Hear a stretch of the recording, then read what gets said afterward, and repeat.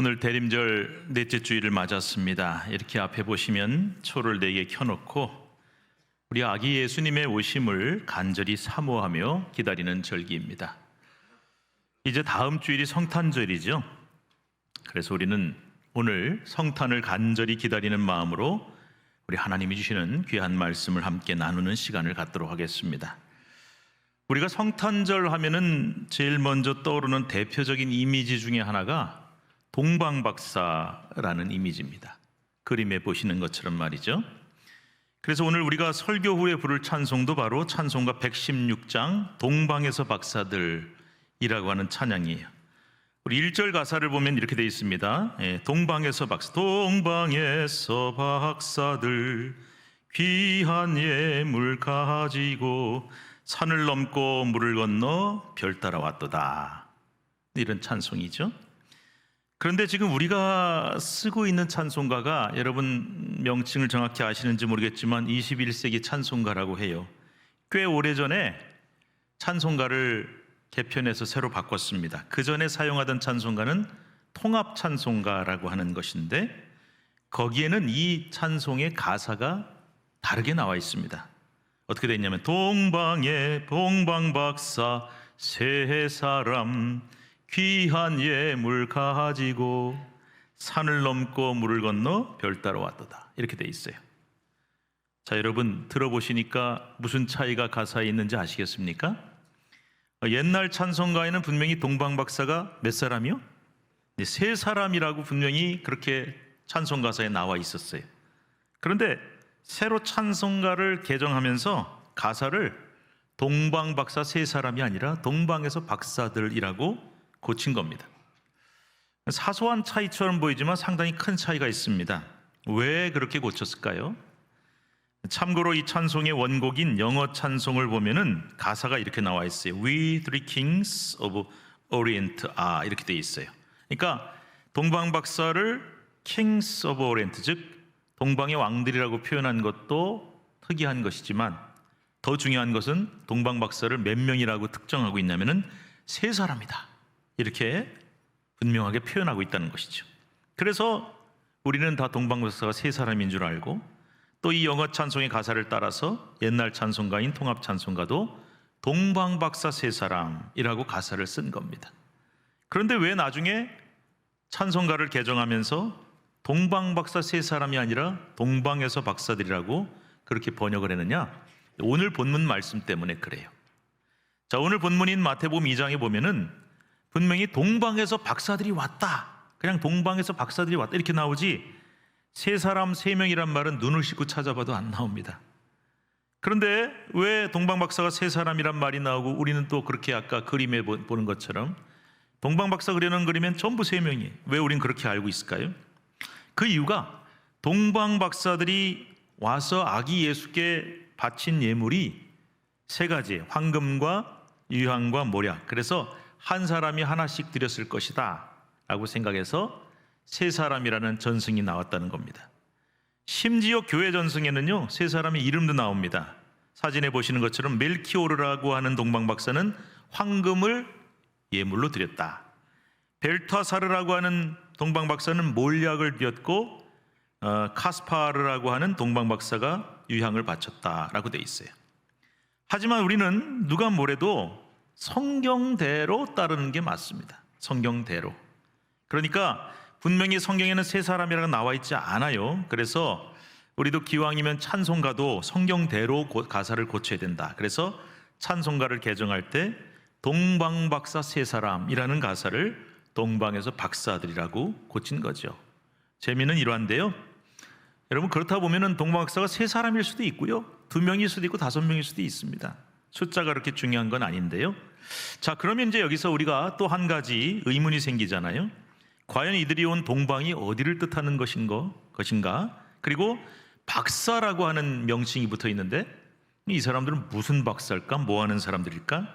이런 궁금증이 생깁니다. 이들이 온 동방은 여러 가지 가설이 있지만 일반적으로 바벨론이라고 추측을 하고 있습니다. 그 까닭은 바벨론이라는 지역이 이스라엘 입장에서 볼 때는 동쪽에 있기 때문이기도 하지만 무엇보다도 여러분 아시는 것처럼 바벨론이 남한국 유다를 멸망시키고 많은 사람을 포로로 끌고 갔어요. 그런데 나중에 포로 생활 마치고 귀환할 때 100% 돌아온 게 아닙니다. 남아있는 사람들이, 후손들이 있었어요. 그래서 그 유대인 후손들에 의해서 바벨론 사람 중에서도 메시아라는 분이 있다는 것을, 또 메시아의 탄생에 대해서 알고 깊은 관심을 가진 사람들이 많이 있었다는 겁니다. 또한 박사라고 번역된 낱말이 헬라어로 마고스라고 하는데요, 이게 왕이라고 번역하기보다는 점성술사, 천문학자 혹은 마술사 이런 뜻을 갖고 있어요. 그래서 종합해 보면 이런 결론이 나옵니다. 동방박사가 누구냐? 저 멀리 있는 동방 바벨론에서 온 천문학자나 점성술사인데 지위가 아주 높고 존귀한 사람들이었다. 그런데 이 사람들이 평상시에 메시아 탄생에 대해서 알고 메시아에 대해서 깊은 관심을 가지고 기다리던 중, 그냥 기다린 게 아니라 천문을 살피고 별을 관찰하고 있었는데 아주 특별하게 빛나는 별 하나를 발견하고서 저 별을 따라가면은 우리가 기다리던 메시아를 만날 수 있다, 이런 믿음으로 그 별을 따라 베들레헴으로 오고 예수님의 처음 태어난 장소로 찾아왔던 그런 사람들이라는 겁니다. 그래서 이 동방 박사들은요, 아기 예수님을 처음으로 만나게 되는 특별한 은혜를 누리게 된 것이죠. 그런데 중요한 것은 이 동방 박사들이 왕으로 오신 아기 예수님을 경배하러 올 때 그냥 빈손으로 오지 않았다는 사실이에요. 왕을 뵈러 갈 때는 반드시 예물을 들고 가야 합니다. 왜냐?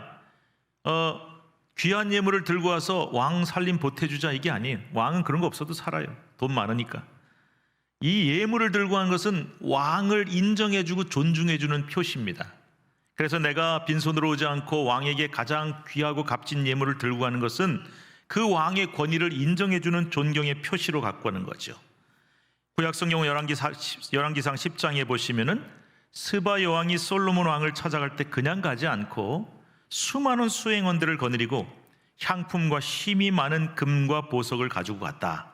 이렇게 다른 나라의 존귀한 왕을 만날 때는 반드시 가장 귀한 보배를 예물로 가져가는 것이 예의였기 때문에 저 먼 동방에서 왕으로 오신 예수님, 별을 따라 그분을 찾아올 때 경배하러 왔으니까 이 동방 박사들도 그냥 빈손으로 오지 않았어요. 가장 귀한 보배를 예물로 가져왔죠.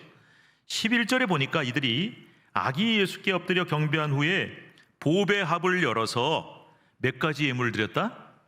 3가지의 예물을 드린 것이죠. 여러분, 이 3가지가 뭔지 아시죠?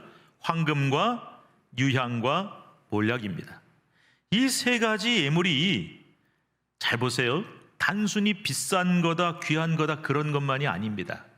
이 황금과 유향과 몰약이 가지고 있는 아주 깊은 영적 의미가 있는 그런 예물이에요. 자, 동방 박사들이 드린 3가지 예물 중에 첫 번째 예물이 황금입니다.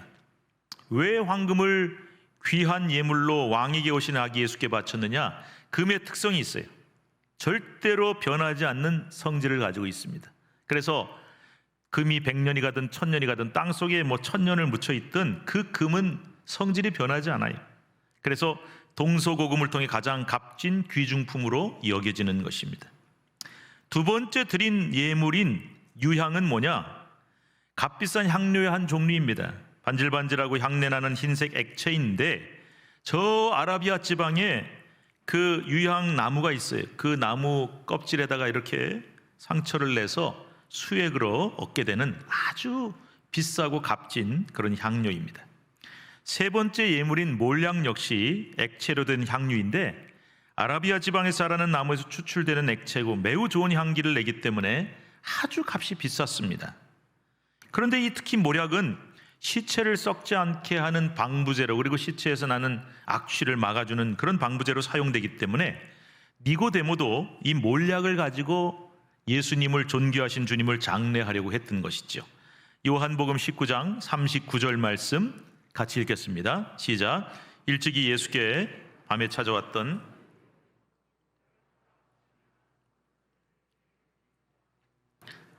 그렇죠, 몰약과 침향을 섞은 것을 예수님의 방부제로 쓰려고 가져온 거예요. 그러니까 가격만 봐도 황금, 유향, 몰약은 굉장히 비싸고 최고로 가치 있는 물품입니다.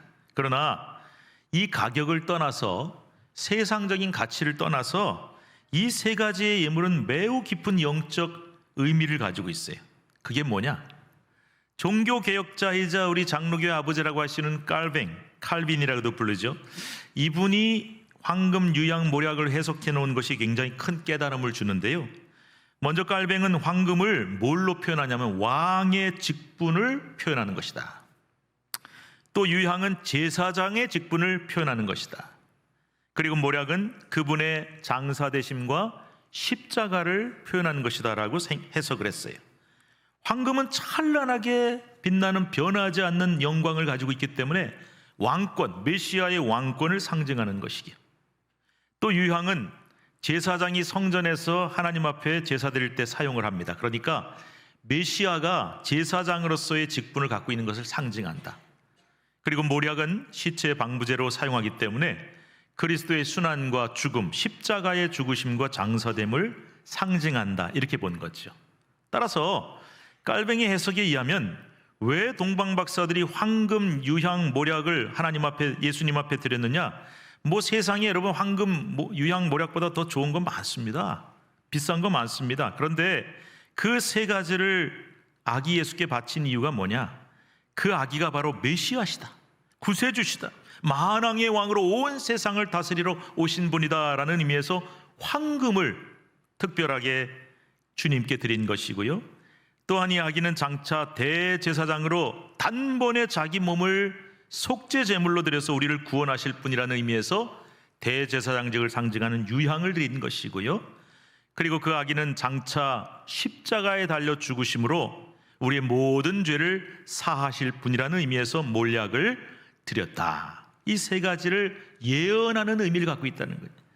예수님께서 앞으로 왕으로 제사장으로 십자가에 달리심으로 우리의 모든 죄를 사하실 하나님의 아들이라는 것을 예언하면서 이것을 예물로 택하여 드렸다는 것이죠. 아주 탁월하고 은혜가 되는 해석입니다. 자, 그렇다면 이렇게 왕이고 제사장이고 십자가 속죄의 제물로 드려질 예수님을 경배하면서 동방박사들이 드렸던 예물인 황금, 유향, 모략, 이 세 가지의 예물을 볼 때 오늘 우리 이 세상을 살아가고 있는 우리 성도들이 어떤 교훈을, 영적 교훈을 받을 수 있을까? 첫 번째로요, 한번 같이 읽어보겠습니다. 시작. 동방박사들의 신앙을 본받아야 한다. 무슨 신앙이요? 동방박사들의 신앙을 본받아야 된다.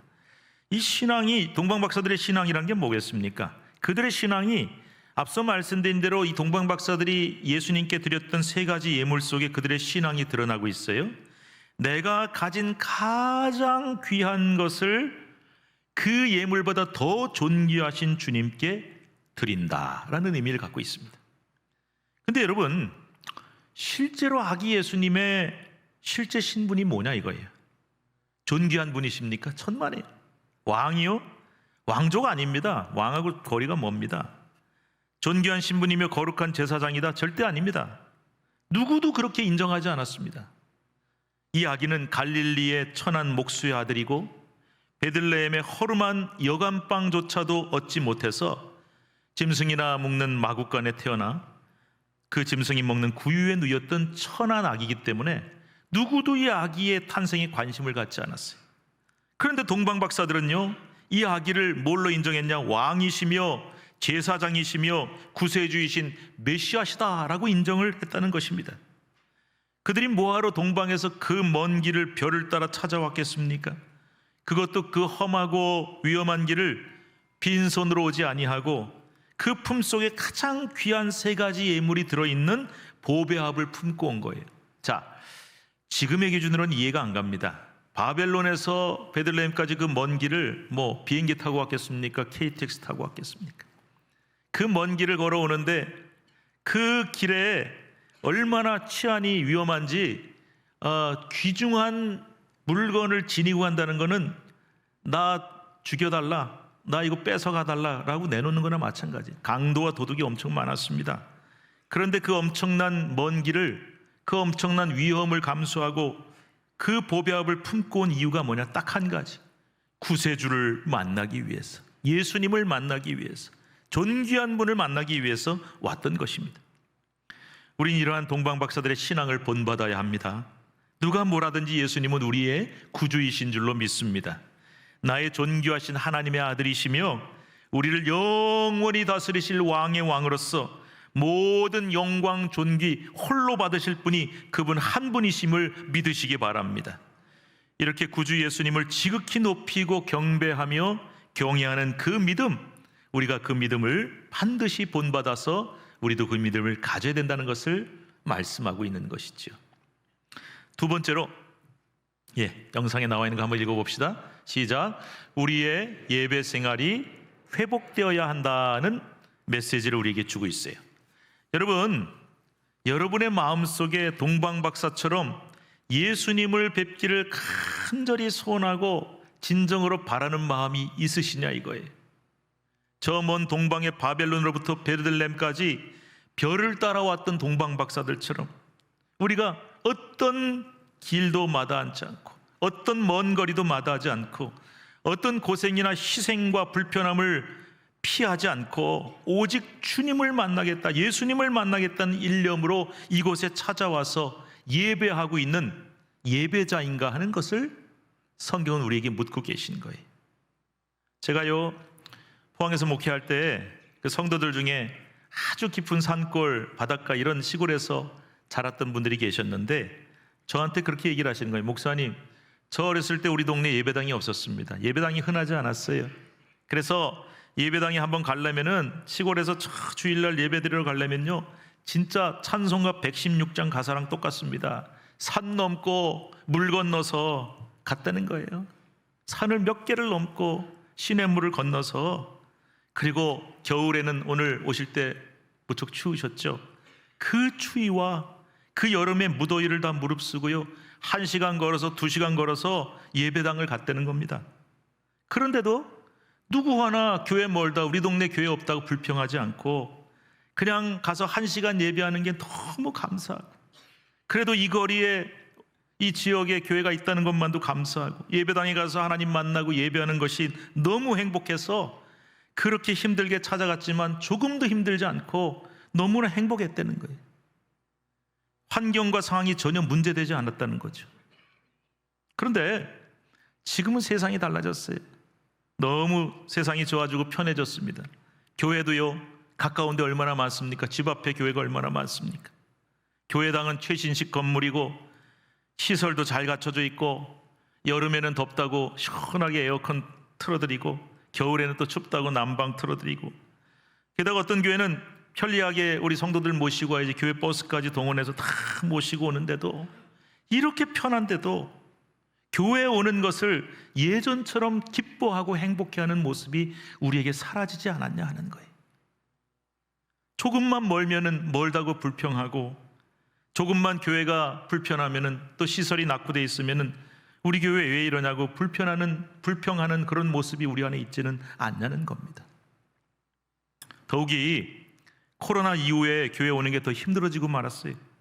코로나 위협이 워낙 컸기 때문에 그때는 이해가 갔습니다. 교회 오고 싶어도 못 올 때가 있었고 목사도 못 올 때가 있었어요. 그런데 지금은 달라졌습니다. 물론 코로나가 다 끝난 것은 아니에요. 그러나 지금은 마음만 먹으면 얼마든지 교회 와서 예배할 수 있습니다. 물론 지금도요 건강상의 이유나 직업적인 이유 등등 도저히 안 되는 분들도 있어요. 그런데 제가 그분들 얘기하는 게 아니라 얼마든지 교회에 올 수 있는데, 얼마든지 선택할 수 있는데, 내가 오늘 교회에 가서 추운데 예배를 드려야 될까? 집에서 그냥 온라인 예배를 드릴까? 선택을 할 수 있는데, 그래도 난 편한 게 좋아, 온라인으로 예배하는 게 더 편해서 그 편한 방법을 선택하는 분들이 있다는 것이죠. 여러분, 신앙은 절대로 편한 게 아닙니다. 편하려고 마음 먹으셨으면 교회 올 수가 없어요. 왜? 남들처럼 다 일주일 내내 일하다가 남들 쉬는 일요일에 우리 지금 뭐 하고 있는 겁니까? 교회 와서 힘들게 예배하고 봉사까지 해야 되고, 신앙은 불편한 거예요. 그런데 편한 것만 찾는다, 조금만 불편하면 나는 예배 안 드리고 교회 안 가겠다, 그래서는 안 된다는 것입니다. 오늘 우리가 이 대림절 넷째 주일을 맞으면서 나는 예수님 만나는 것을 얼마나 간절히 원하는 사람인가, 나는 얼마나 예배를 사모하는 사람인가, 그래서 정말 어떤 이유로도 어떤 제약도 다 극복하고 오직 주님을 만나러 그 먼 길을 가겠다고, 그 험한 길을 가겠다는 마음을 우리는 갖고 있는 사람들인지 우리의 마음을 한번 진실되게 돌아볼 필요가 있다는 말씀이에요. 마지막 세 번째입니다. 같이 한번 읽겠습니다. 시작. 우리의 보배합을 열어야 합니다. 자, 동방 박사들이 보배합을 들고 왔어요. 보물상자란 뜻이에요. 우리도 마찬가지 나의 보배합, 나의 가장 귀한 보물상자를 주님 앞에 가지고 와야 합니다. 그리고 그 보배합을 활짝 열어서 그 속에 들어있는 황금과 유향과 모략이라는 가장 귀한 보물을 주님께 기꺼이 예물로 드릴 수 있어야 합니다. 이런 귀한 보물은 누구를 만날 때 가지고 가는 거라 그랬어요? 왕을 만날 때 가지고 가는 거다. 근데 여러분 생각해 보세요. 세상을 다스리는 왕, 세상에서 왕을 만날 때도 우리는 반드시 좋은 물건, 귀한 보배를 예물로 가져가는 게 예인데요, 하물며 만왕의 왕이시고 구세주로 나신 아기 예수께 경배하러 오면서 우리가 빈손으로 오면 되겠냐는 것입니다. 저는요, 헌금에 대한 설교를 이렇게 많이 안 합니다. 그런데 한 번 할 때는 정말 확실하게 강하게 해요. 왜냐하면 헌금이 우리 신앙생활에서 굉장히 중요하기 때문에. 제가 헌금이 중요하다고 강조하는 이유가 오늘 본문에 나옵니다. 여러분, 상식적으로 생각해 보세요. 여러분들이 누구 귀한 사람 만나러 가요? 높은 사람 만나러 가요? 빈손으로 가십니까? 내가 귀한 어른 찾아뵙는데 그냥 가는 사람 없지 않습니까? 뭐라도 하나 들고 가지 않겠어요? 그런데 아무 생각 없이 가다가 길거리에서 아무거나 떡 사서 가는 사람 없잖아요. 야, 내가 이번 주일날 어느 요일날 누구를 만나는데, 귀한 사람 만나고 높은 사람 만나는데 뭘 좀 가져가면 좋을까 생각하고 고민하고 정성을 들여서 미리 준비해서 다 가지고 가지 않습니까? 그렇죠? 그런데 우리가 존귀하신 하나님을 뵈러 옵니다. 주님을 경배하러 옵니다. 이 예배 시간에 빈손으로 오면 안 되는 건 아니겠습니까? 최선을 다해서 최고의 정성으로 예물을 준비해야 되는 거예요. 그래서 예배 시간에 헌금이 중요한 겁니다. 제가 아까 말씀드렸죠, 왕한테 예물을 들고 가는데 그거 왕 생활 보태려고 가져가는 거 아니에요. 그거 없어도 왕은 잘 살아요. 돈 많습니다. 그러나 내가 당신을 높은 분으로 인정합니다라는 의미에서 예물을 가져가는 거예요. 마찬가지로 우리가 하나님 앞에 드리는 예물이 하나님 보태드리는 거 아닙니다. 하나님을 존귀한 분으로 여기기 때문에, 인정하기 때문에 그 예물을 드리는 거예요. 그래서 우리가 동방 박사들처럼 가장 귀한 분을 찾아뵐 때 가장 귀한 예물을 드려서 정성껏 준비하는 그런 좋은 신앙의 자세를 여러분들이 꼭 가지셔야 한다는 것입니다. 이게 헌금이에요. 지금 헌금 얘기만 하는 거 아닙니다. 목사가 헌금 설교를 하면은 아니 교회 가면 맨날 헌금 얘기만 하고 불편하게 생각하는 분들이 계신데요, 천만의 말씀입니다. 물질만 얘기하는 게 아니에요. 우리가 하나님 앞에 정말 하나님을 뵈러 오는 게 가장 귀하고, 그래서 예배에 대한 간절한 마음, 사모하는 마음이 회복이 되어야 되고, 내가 오직 주님만을 경배하고 높여드릴 수 있다면 우리의 이름이 동방 박사들처럼 영원히 복받고 기억되는 놀라운 은혜를 누리게 될 것이기 때문에 오늘 이 말씀을 여러분과 나누는 것이지요. 또한 우리 물질뿐만이 아닙니다. 우리가 하나님께로부터 받은 것이 너무나 많아요. 재능, 능력, 지위와 권력, 건강, 생명, 가정, 이 모든 것이 하나님이 주신 거예요. 그런데 이 모든 것이 하나님의 아들이신 예수님이 필요하다 그러시면 그것을 그분을 위해서 반드시 드려야 되는 것입니다. 아, 이거 내 건데, 내가 애써서 벌고 모은 건데 이거 어떻게 드리냐, 아까워하면 어떻게 될까요? 그거 분명히 하나님이 주신 것이고요, 맡기신 것인데 마치 내 것인 양 내가 갖겠다고 내 마음대로 쓰겠다고 내 보배합을 열지 않고 꽁꽁 숨겨두고 안 꺼내면 여러분 그 예물은 더 이상 예물이 아니에요. 가치 없는 것이 되고 맙니다. 내 보배합을 활짝 열어서 그 보배보다 더 존귀하신 주님께 아낌없이 드려서 그분이 그것을 마음껏 쓰시도록 해야 비로소 그것이 가치가 있고 빛나게 되는 것이란 말입니다. 여러분 중에 프로야구 좋아하시는 분들 계실 텐데요, LG 트윈스 팀을 응원하는 분들 혹시 계실지 모르겠습니다. 참고로 저는 다른 팀 응원합니다. 그런데 이 LG 트윈스 팀에는 좀 씁쓸한 뒷이야기가 있습니다. LG가 지난 1994년 한국 시리즈 우승을 한 후에 오랜 세월 동안 우승과 인연이 없었습니다. LG그룹 회장님이 답답하셨나 봐요. 그래서 1998년에 선수들의 동기부여를 위해서 그 당시 가격으로 무려 8천만 원짜리 명품 시계, 저는 솔직히 왜 시계가 8천만 원인지는 잘 모르겠습니다만 뭘로 만들었길, 어마어마하게 비싼 명품 시계를 구매해서 우리 팀이 우승하면 MVP를 받는 선수한테 내가 선물로 지급하겠다, 그렇게 약속을 했어요. 그리고 너무나 비싼 시계니까 주인이 나타날 때까지 금고에다 잘 보관해라라고 지시를 했다는 겁니다. 그런데 그 시계는 지금까지 금고 속에 있습니다. 예. 지금까지도 그 시계는 주인을 못 만나고 금고 속에 들어앉아 있어요. 왜냐? 그 후에도 한 번도 우승을 못했기 때문에.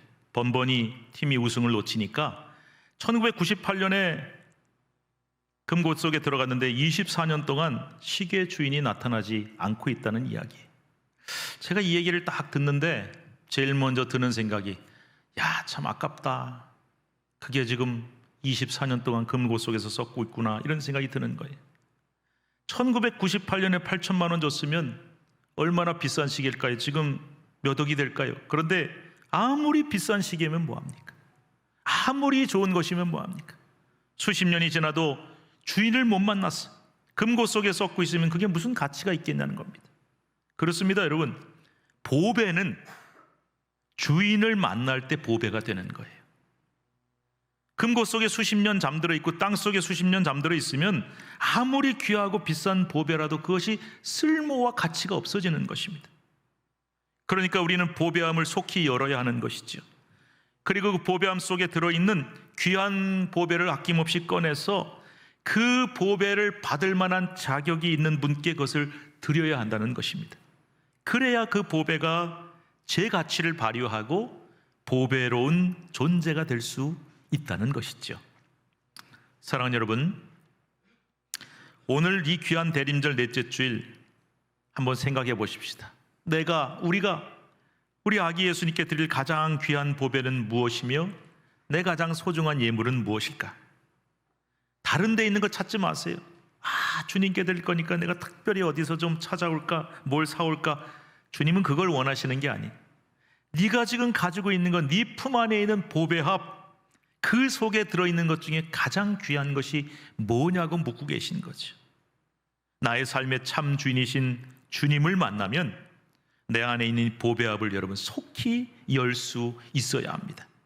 그리고 그 속에 들어있는 가장 귀한 보배를 참 주인 대신 주님께 드릴 수 있어야 하는 것입니다.